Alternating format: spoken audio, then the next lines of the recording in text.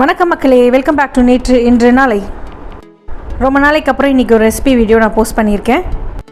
இன்றைக்கி நம்ம பார்க்க போகிறது நோ குக் வெஜிடபிள் சாண்ட்விச். இன்றைக்கி நம்ம 2 விதமாக சாண்ட்விச் பார்க்க போகிறோம். ஒன்று உருளைக்கிழங்கு வச்சு, இன்னொன்று வந்து மிக்சட் வெஜிடபிள்ஸை வச்சு. இந்த 2 சாண்ட்விச் பண்ணுறதுக்கு என்னென்ன இன்க்ரீடியன்ஸ் தேவைங்கிறது உங்கள் ஸ்க்ரீனில் வருது. அடுப்புன்னு பார்த்தா நம்ம உருளைக்கிழங்கு வேக வைக்கிறதுக்கு மட்டும்தான் யூஸ் பண்ணியிருக்கோம். மிச்சப்படி நம்மளுக்கு அடுப்பு தேவையில்லை.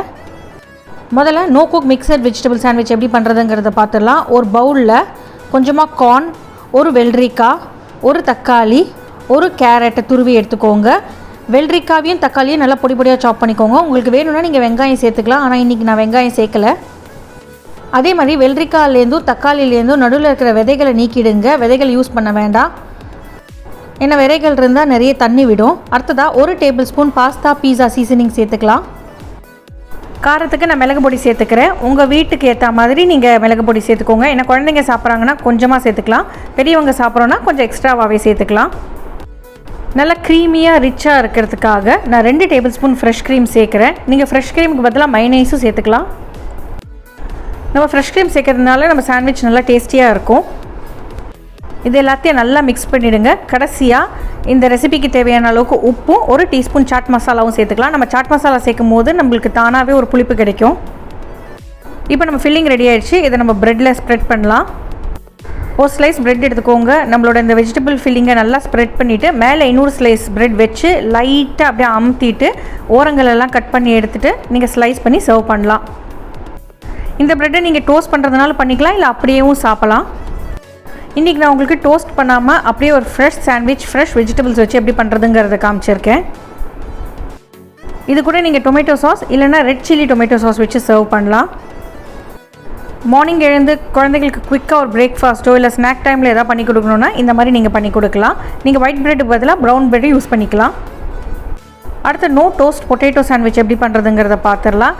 முதலே நான் ஒரு 2 உருளைக்கிழங்கு வேக வச்சு ரெடியாக எடுத்து வச்சுருக்கேன்.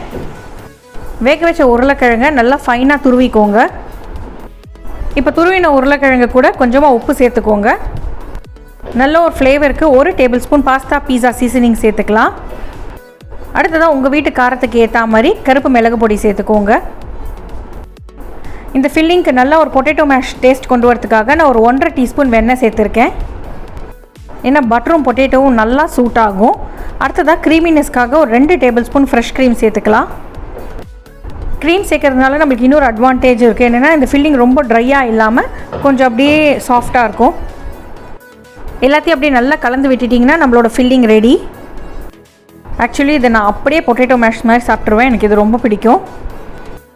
அடுத்ததாக உங்கள்கிட்ட என்ன ப்ரெட் இருக்கோ அதில் இந்த ஃபில்லிங்கை ஸ்டஃப் பண்ணிடலாம். ஒரு ப்ரெட் ஸ்லைஸ் எடுத்துகிட்டு இந்த பொட்டேட்டோ ஃபில்லிங்கை நல்லா ஸ்ப்ரெட் பண்ணிவிட்டு இன்னொரு ப்ரெட் ஸ்லைஸ் மேலே வச்சுட்டு ஜென்டலாக ஒரு ப்ரெஸ் கொடுங்க. ப்ரெஸ் பண்ணிவிட்டு இதோட ஓரங்களில் நம்ம கட் பண்ணி எடுத்துக்கலாம். நம்மளுக்கு அந்த கார்னர்ஸில் இருக்கிற ப்ரௌன் பார்ட் வேண்டாம், சென்டரில் இருக்கிற ஒயிட் பார்ட் மட்டும் போதும். எட்ஜஸ்லாம் ட்ரிம் பண்ணிவிட்டு நீங்கள் அப்படியே ஸ்லைஸ் பண்ணிவிட்டு சர்வ் பண்ணலாம். இந்த மாதிரி பண்ணி கொடுத்தீங்கன்னா பசங்க ரொம்ப குவிக்காகவே சாப்பிட்டு முடிச்சிருவாங்க. இந்த ரெசிபியை கண்டிப்பாக உங்கள் வீட்டில் ட்ரை பண்ணி பாருங்கள். ட்ரை பண்ணி பார்த்துட்டு எப்படி இருந்ததுன்னு சொல்லுங்கள்.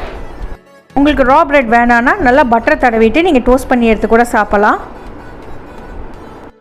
நம்ம சேனலுக்கு ஃபர்ஸ்ட் டைம் வரீங்கன்னா லைக் பண்ணுங்கள், ஷேர் பண்ணுங்கள், மறக்காமல் சப்ஸ்கிரைப் பண்ணுங்கள். இன்னொரு ரெசிபியோடு உங்களை நான் சந்திக்கிறேன். until then take care, bye bye.